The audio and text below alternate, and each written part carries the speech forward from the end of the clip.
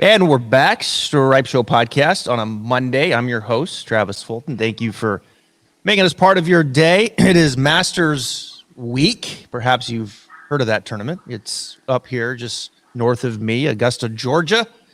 Best players in the world are there, including a man by the name of Tiger Woods, folks. He's on site, and he's going to see if he can give it a go. He's feeling good. He's looking good. The smiles from ear to ear. Weather looks pretty warm here early in the week, and then it gets a little bit chillier as the week goes on. Chance of rain on Thursday with some wind. I think we're going to see some wind at Augusta this year, so it's going to be a tough test. Hopefully Tiger can get it to the finish line and get on that first tee to break it all down, the Masters. But also I want to look back a little bit. Valero Texas Open, he was on the call, the main color guy for Golf Channel, and analyst Curt Byrum. How you doing?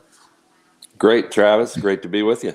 Well, I want to start with the Valero Texas Open. I got to tell you, I've played that course a couple times. We had a tour academy there at TPC San Antonio right when that place opened. And I played the Oaks course, and it blew about 30.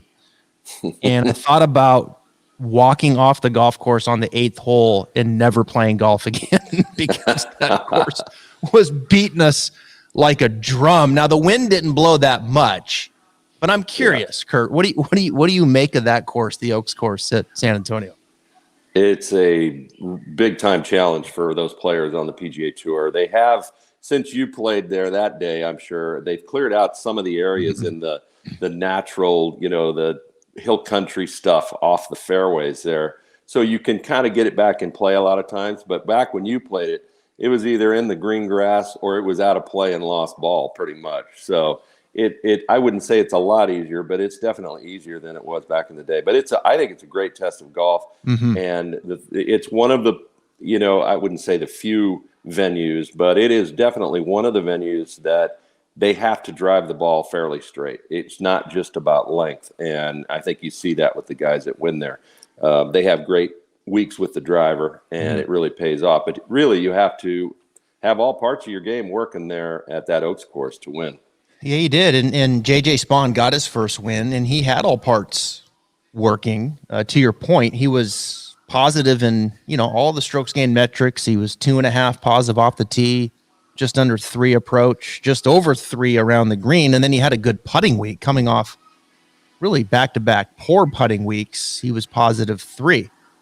Tell my audience about J.J. Spaun. I know he's 31. I remember when he was at San Diego State, but he's been on tour since 2016, had a little bit of early success, but then some dark times, as he referred to in his interview. Tell my audience about J.J. Spaun a little bit. Well, he's a really good story, Travis. He lives right here in Scottsdale. I see him all the time. We occasionally play golf when everybody's around, kind of in the off season, whatever little bit that is in December. But he's a really good guy. Obviously, he's come up through the ranks. He first started his professional career. He played in the Mackenzie Tour up in Canada. He was their Player of the Year one year. Then he got his Korn Ferry Tour card. Went from there. Got his card from there. Went to the PGA Tour. And one of the things that we don't talk about a whole lot is that. He didn't realize when he first got on tour, he played really well his first year. He was okay second year. Then things started falling off. He wasn't feeling well or whatever, and he got diagnosed as diabetic. And then the original diagnosis was wrong. And, I'm not a diabetes expert, but they had whatever the number was, it was wrong. And then they figured out that he was actually the other way, the other diabetes. I think it was.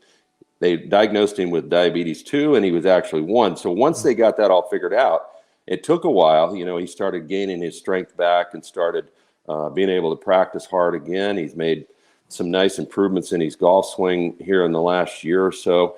I think the results didn't really show that he was getting better and better and better. And then just here lately, his putting has started to improve. Obviously, last week. And I think that was the one thing. His ball striking was here. He gained his distance back that he lost when he was feeling bad. And I think it just kind of all came together and gelled on a golf course that fits his game. Drive it straight, hit a lot of greens in regulation. And then the putter came together for him at the right time. And, after starting that last round with a double bogey, I thought, oh my gosh, how is a guy who's never won before on the PGA Tour, how is he going to be able to overcome that mentally? But he did, and he hung in there, and he really made no mistakes from the first hole on and played some great golf. So really proud of what he did. We see him a lot around here. He and Matt Jones are both good friends of mine. I see him. I play with Matt Jones once in a while as well. We play as groups together around here. So I was really happy for Matt Jones finishing second as well.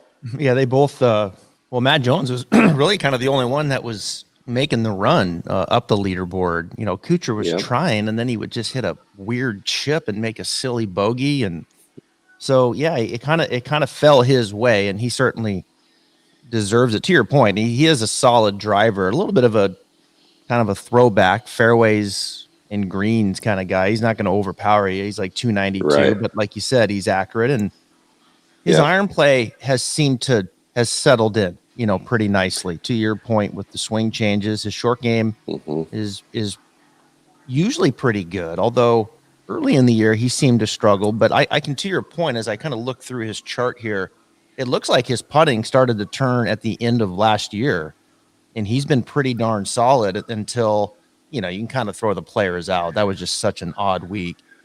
I think he was I think he might have been on the wrong side of the draw. He was on the wrong side. Well, I'll tell you what, if he putts at all at Valspar, he probably has a chance to win because he hit the ball so good. Yeah. The one thing he does, Travis, and I'll just interject for a second, it's sort of I don't know if it's a lesson for good players or guys that haven't quite gotten, over the hump with the driving. And, when we talk about on the air, when a player tells us he's trying to eliminate the left side of the golf course or the right side of the golf course, if they're aiming right and trying to play a draw, a lot of times, on the air, we're just repeating what they're telling us. And JJ is one of those guys.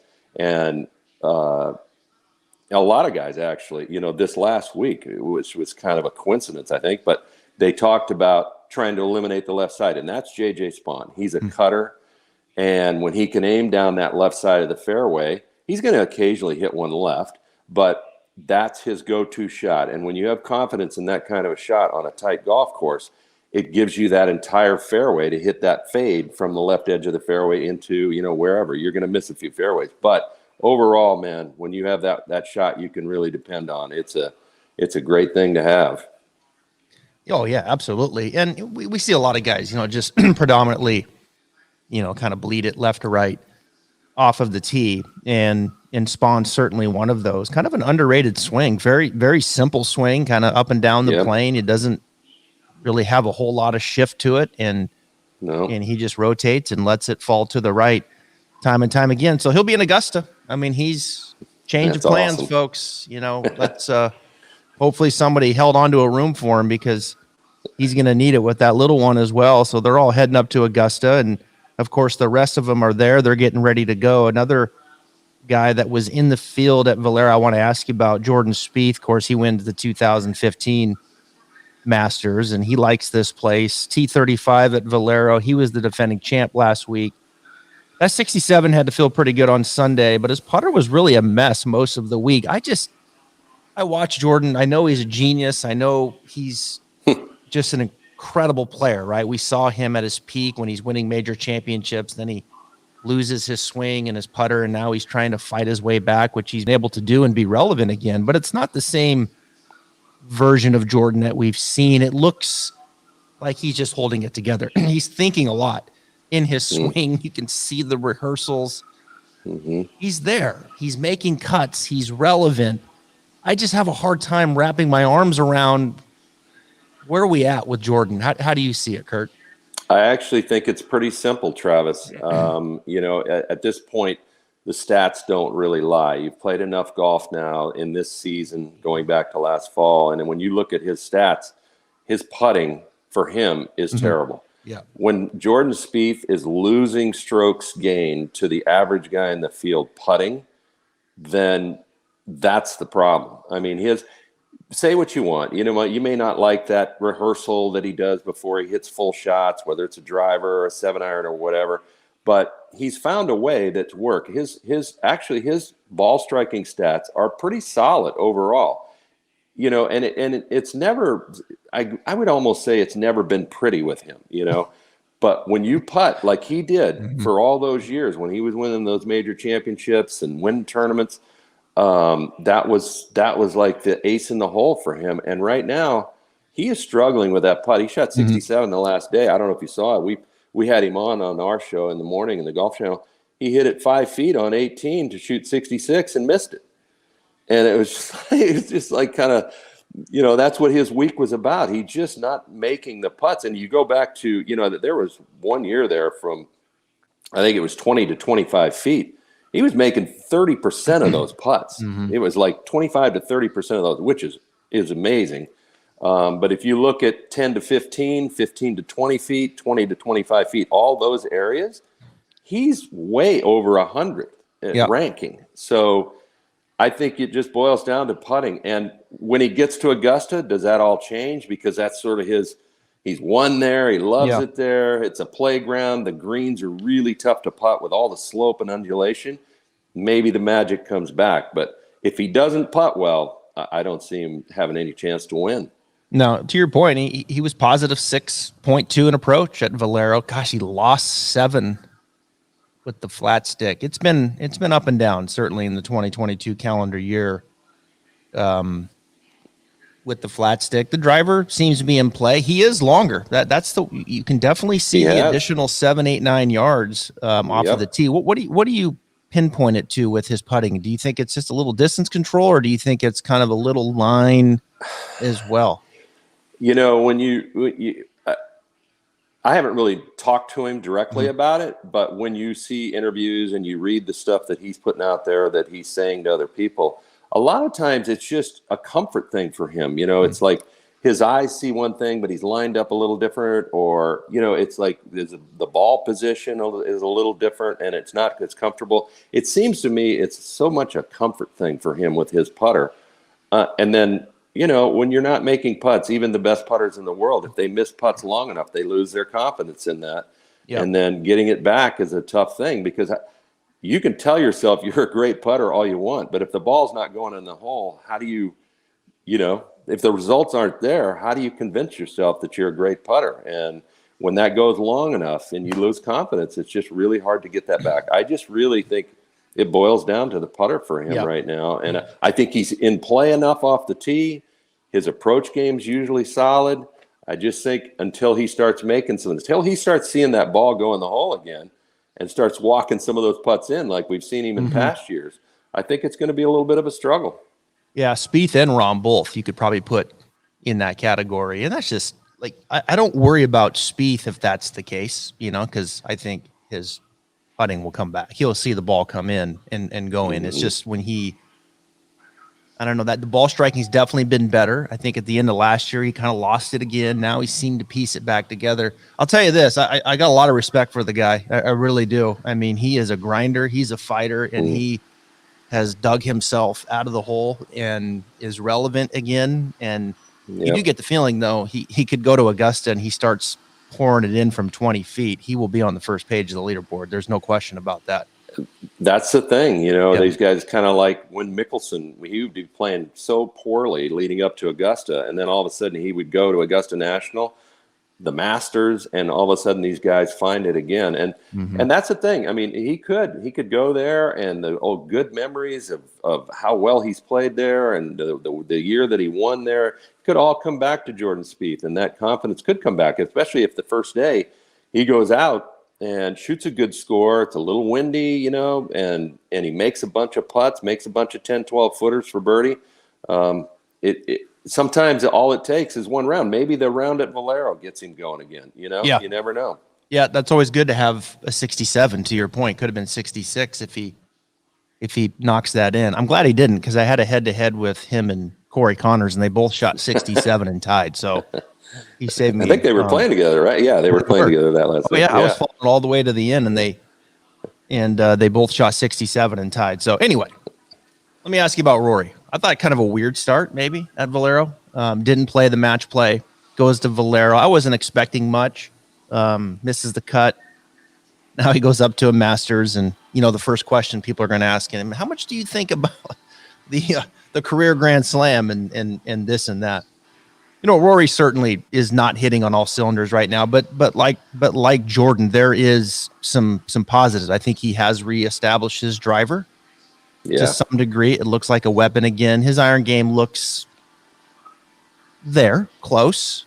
His short game's been fine. His putter was really cruising there for a while. Hasn't been great as late, but Rory, I love Rory, watching him play. I have this thought with Rory right now, and that is, let me throw this at you, Kirk. I want to get your reaction to this with Rory McIlroy, who sits on the player advisory board, right? The council board. And Rory, in many ways, I think, at least from my perspective, like a lot of the players, I think, look up to Rory in the way that he handles things, in the way that he articulates, and the way that he communicates in front of the media, the microphone, and he just makes sense. You can tell he's very thoughtful. He's a great guy to have on that board.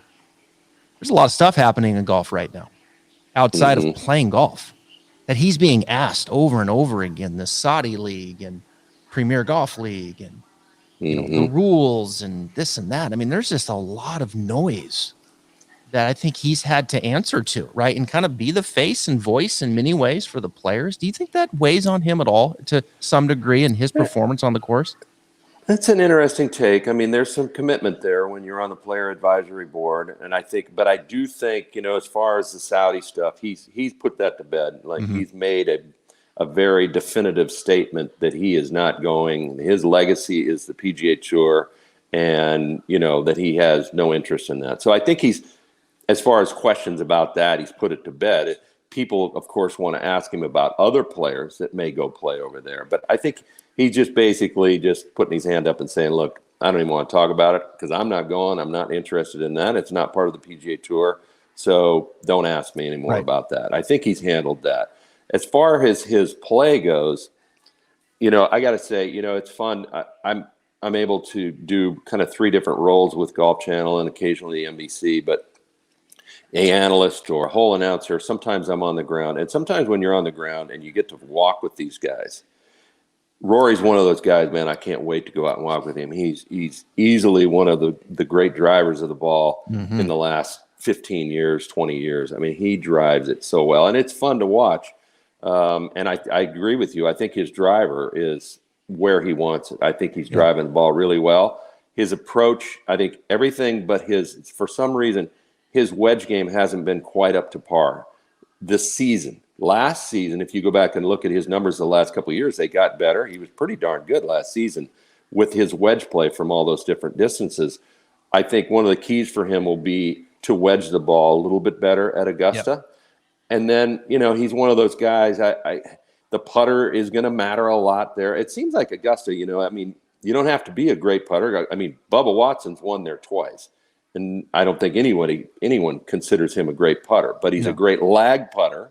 So if Rory can kind of overpower that golf course a little bit and not 3-putt, I think it bodes well. But the problem is, and you mentioned it, is to me, it's the pressure of trying to win the career Grand Slam. And, he's probably there right now, and he'll have to do a couple of media spots this week before he tees it up on Thursday. And that's going to be one of the questions, how much are you thinking about it? How much pressure do you feel about trying to win the career Grand Slam? And I think that's going to be the biggest hurdle for him. If he was just tee it up, let it fly, and just play golf and not worry about that and not get asked about that, I think he'd have a good week. He may still have a great week, but I think there's a lot of pressure on that career Grand Slam. Tiger wins. It's the biggest story. We know that. Outside of that, Rory or Spieth wins, bigger story. I would think it'd be Rory, career Grand Slam. I mean, just his popularity worldwide. Yeah, Spieth's a huge name. We know that. He moves the needle just to a degree. No question. Even last week at Valero, Spieth on Sunday had probably 5,000 people following him around the golf course.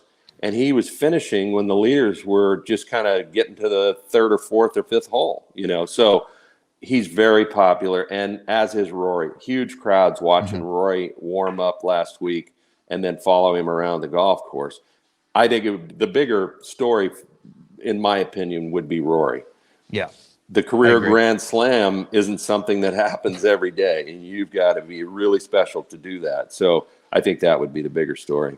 Yeah, he missed the cut in 2021. Rory did. Then in the fall Masters, he was fifth, and then you just go down 21st, 5th, 7th, 10th, 4th, 8th. I mean, he's right there. It just feels like with Rory, I mean, we know he's one of the most talented players of this generation right now, and he can do things that most can't. And it just seems like there's a little bit of that momentum too. Like he'll get it going, and then all of a sudden, like he's standing in the middle of the fairway with the wedge, and he'll miss the green or just something like that. Just something like, what the hell just happened? How does a player like that make bogey from there all of a sudden? I mean, on Thursday, he made 6 birdies, 6 bogeys, 6 pars.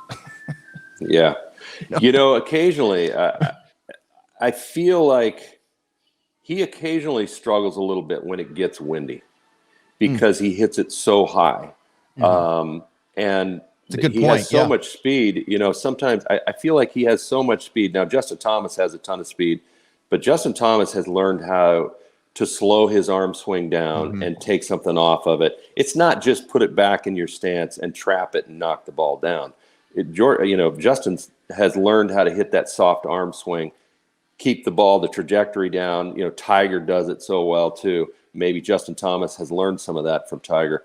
But I think, if the wind blows, I don't really think that helps Rory. No. But I also think his wedge game is going to have to be better this week for him to have a chance to win. But when you drive it like he does, if he's having a great week and the confidence is sky high with the driver, I mean, the advantage he has over all of these guys that can't hit the ball, that are average length, that are 295, 296 hitters, where he's hitting it up there at 315, that's an incredible advantage over a lot of people in that field. Well, there's a lot of good drivers in today's game. You look at some of the favorites right now, the Masters.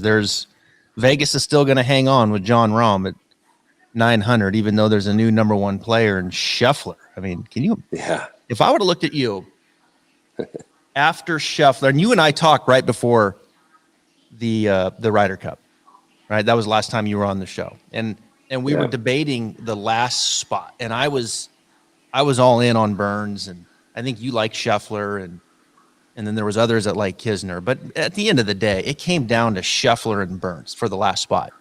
And okay, so this is the last spot on the U.S. team, and since then, I mean, Burns has won 3 times in 11 months, right, through that stretch, and Scheffler wins 3 times, and these two are competing for the last spot. I mean, that's how deep U.S. golf is. I mean, these two guys are on fire.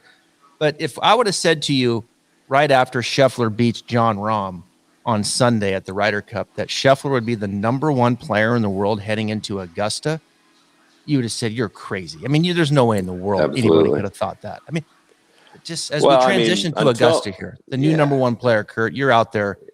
Give us some thoughts on Scotty Scheffler. Well, that's the thing. I mean, until a player actually wins on the PGA Tour, you still wonder whether he's going to get the job done on Sunday late in the afternoon with 9 holes to play. Obviously, he's put that to bed completely. 3 wins in his last 5 starts. The guy is a horse. I'm sure, you're a swing instructor, you're a coach, you probably look at that swing and say, wow, there's a lot going on, and there is. But the thing about Scotty Scheffler is he's always had such self-confidence, and, that's at least half the ball game. If you talk to all these guys that are Hall of Fame members, they are the most confident people in the world. And I'm not quite saying Scheffler's going to be in the Hall of Fame, but what I am saying is he has that inner confidence that all of those kind of players have. He believes in himself, and he's unafraid of any situation you put him in. And he owns that golf swing. He's long.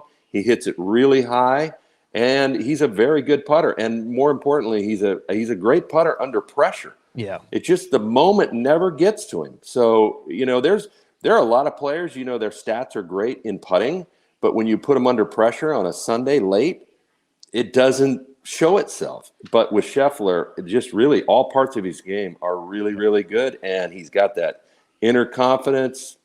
Every situation you put him in, no matter what the situation pressure-wise, he's handled it. He showed us how good he is. Yep. Yeah, 3 wins. I thought Phoenix, he won it with his driver and his putter. He was dominant off the tee. His putter was good. Then Arnold Palmer, I thought he won it with his irons were good, really good. And then his short game, he had to have some key up and downs there. And then the match play, I thought it was just like you said, it was situation. At Arnold Palmer, he just persevered almost better than anyone else. Yeah, that golf course was so hard and the rough was so deep, and he just never let it get to him. He just kept doing his thing, hitting great shots, but still, a lot of players, they kind of let it get to him mentally at the Arnold Palmer. So he didn't. He is really tough mentally. Yeah, he is.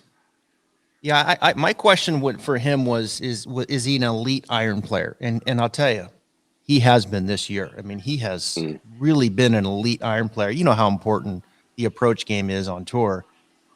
I think he's an underrated short game player. I think he's a really good putter. We know he can be dominant with the driver. And now you add +8 approach at Arnold Palmer. Forget it. I mean, he's a horse, got your handful of that kid. And I'll never forget John Fields, who's the coach at the University of Texas, coach of the golf team there. He was my roommate in college at the University of New Mexico. And way back when Scheffler, was freshman, sophomore, I remember talking to John. We were doing I was doing some college golf. Obviously, Golf Channel is still doing a lot of college golf. But we got to know these guys a little bit. And I asked him about Scheffler. And he said, in a match play situation, whoever the other team's best player is, whoever that guy is on the other team, their best player, it doesn't matter who's playing what, how they're playing on my team, Scheffler gets that guy every time. Like, no matter what, their best player, that's who Scheffler's going to play. Because he said, man, he just, in those big moments, he steps up. So that was kind of an early indicator of where this guy was and how tough he was mentally.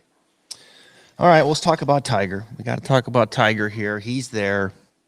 What percent do you give him that he's going to make it to Thursday? What's the percentage he's going to tee it up? Game time decision, he says. Well, the fact that he hasn't withdrawn yet, I'm gonna say it's 50-50. I think he's probably going to walk 9 holes today. He'll probably maybe try to play 18 holes yesterday. I haven't heard what his plan is as far as practice rounds go. 9 holes this afternoon is the rumor. There you go. So 9 holes today. Maybe he gives it an 18-hole practice round tomorrow to see where his injuries, his legs, how he's walking, because it's all going to come down to that. It's not for Tiger. If he can walk, he knows, no one's better at Augusta National than him, right? So it doesn't really matter, I think, swing-wise and how he's hitting it or how he's putting the ball. It's all going to come down to, can he walk these early rounds, see where he's at, and then does he have confidence that he can walk 4 straight days and not let that be a problem? Like, that can't be a problem for him, because when he tees it up, he expects to play well. And, of course, he's always said, I expect to win. So it's going to all come down to that health. He's down to 50-1 right now in DraftKings. I think I saw 80 earlier. Now he's down to 50. Yeah. I mean, it's Masters week. It's going to be great with or without him. But man, that would be a punch to the stomach if he woke up on Wednesday and was like, man, my body, it's just not ready. That'd be. Can you imagine? Can you imagine if he tees it up on Thursday, the energy and the crowd and how, the other players seeing him warm up and just the whole atmosphere around the first tee at Augusta National. If he walks to the first tee and says, okay, I'm good to go, I'm going, it'll be incredible. Boy, it'd be fun to be there and be around that atmosphere and that energy that you would feel. Well, it sets up good for him now, a little cut. Tiger's always struggled with the first tee shot, though. That's always been kind of his thing. Like, he'll pull it left into the trees and kind of work himself into the round, and then, then off he goes. Been he'll groove out one under. That'd be nice Thursday, and then depending on how he's feeling, it's a different Tiger. Like he hasn't played. We know coming off coming off the wreck, 14 months now. So it's just amazing he's there. We're talking about it. If he doesn't play the Masters, then one would think he certainly would be ready for the PGA, which is the next month. But it'd be great to see him get to that first tee and give it a go on Thursday. All right, let's have a little fun here before we finish up here. Got the odds. Okay. I'm going to give you three guys. We're going right down the odds boards here. We each got to pick one. So we'll start up top. Rahm's 9-1. Scheffler's 12-1. Justin Thomas is 14-1. If you had to pick one of those three to win the Masters, where are you going? That's really a tough one, obviously, with three favorites. I have to say, every time Jon Rahm tees it up, I'm usually in his camp because just the all-around game that he has, there just aren't any holes in his game. The way Scheffler's been playing, it's hard not to like him. Plus, he's a high ball hitter, and he plays well in the wind. So that's a good combination. Justin Thomas, man, yep. He's stone cold. If he gets going, he just wants to step on everybody's neck. It's a tough one, but I'm going to go with Jon Rahm. Who do you have? Going with Rahm. I tell you, of those three, I certainly didn't see Scheffler winning 3 times in 5 weeks. I mean, yes, let's win once. All right, I'll give you 2, but 3. Now he's a number 1 player in the world. Like, I'm trying to digest all of that still to this point. The other thing I would have never believed you is that Jon Rahm can't get the ball up and down. His short game, his putting is not what it used to be right now. He's struggling with that. And it's been going on really for the whole part of the year. I'm going to go Scheffler. I can't believe I'm saying that. I'm going to go Scheffler. He's got 2 top 20s the times he's played there.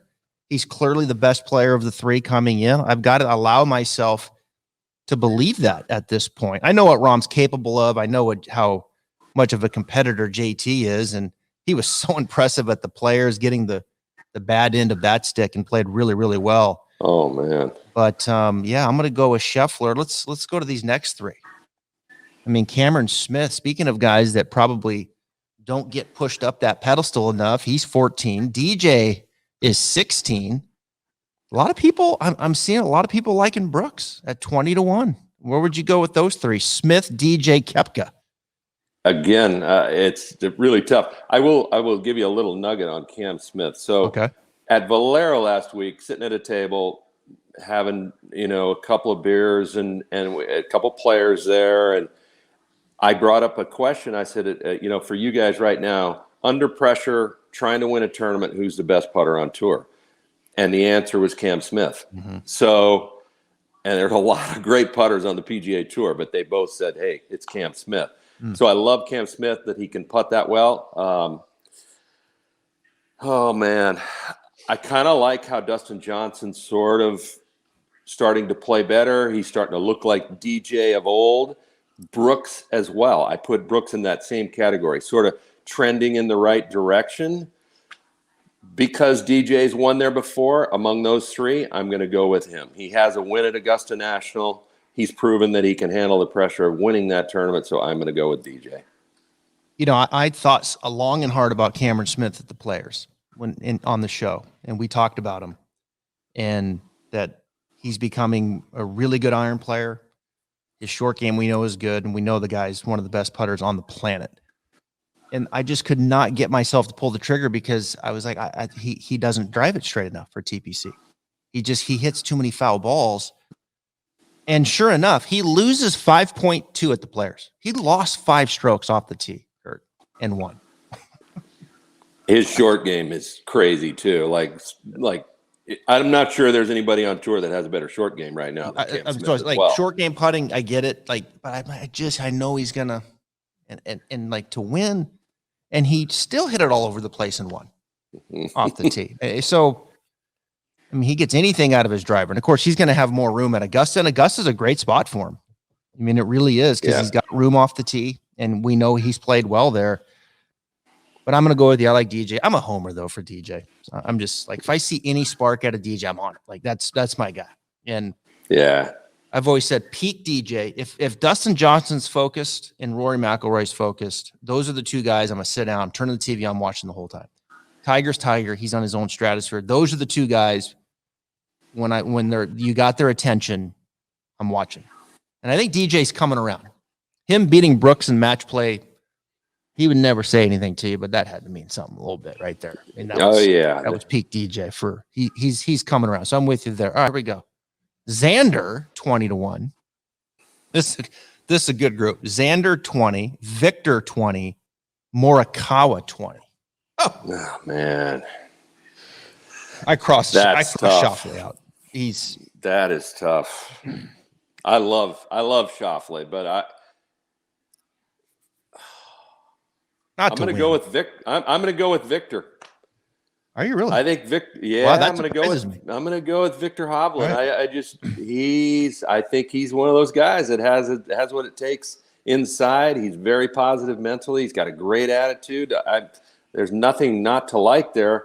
If Morikawa maybe had played just a little bit better here recently, I would probably go with Morikawa just because we know he can get the job done in a major championship. So I am going to go a little bit long shot there in that group, and I'm going to go with Hovland.